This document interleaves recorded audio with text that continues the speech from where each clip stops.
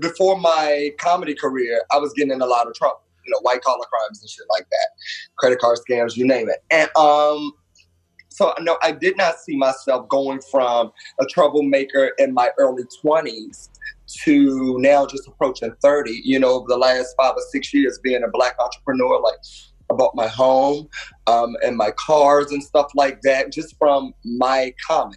You get what I'm saying? I bought 3 cars, a home, I go on trips, I can just fly and do whatever I want to do just off the back of the money I've made via social media and from traveling and selling out comedy shows. The milestones is not about the awards. You know, I've done award shows like the BET Awards or Essence Fest. I don't know if you would call that an award show, but big events, CIAA All-Star, you name it. I've done a lot of stuff that I didn't think I would do. And even though those are milestones, they're not accomplishments, I wouldn't say to me, because this is stuff I always knew that I could do.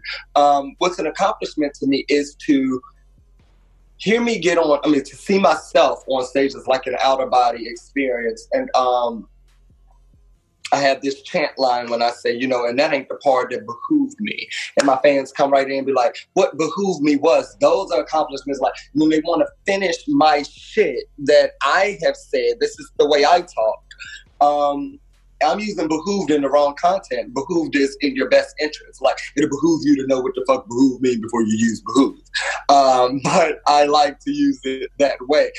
It's kind of like rewriting the English dictionary a little bit. But what's going on with that, like I say, with the to answer your question, the milestones or the highlights have been, or the achievements has been my fans coming up to say, you know, Darren, you saved my life. Because like I said, when I first done this, I was just doing it off the fact that I'm good at it. I know how to make people laugh. I know how to make people smile. I know how to make people think outside of the box. Because in black and white, there is a shaded area of gray. And a lot of people don't like to acknowledge that area. And I think comics, we're not afraid to get in that gray area and play in it.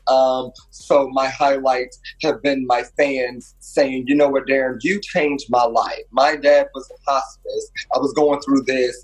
I had a blood pressure problems. I lost a child. And I looked at your comedy and it bridged the gap for me that I was missing. You know, you never really get through things. You never really get over things in life, but you get through it. And my comedy has helped someone or somebody or a group of people, massive people actually, over 2 million, get through people. So I thank God about that. I have been blessed far beyond my measure.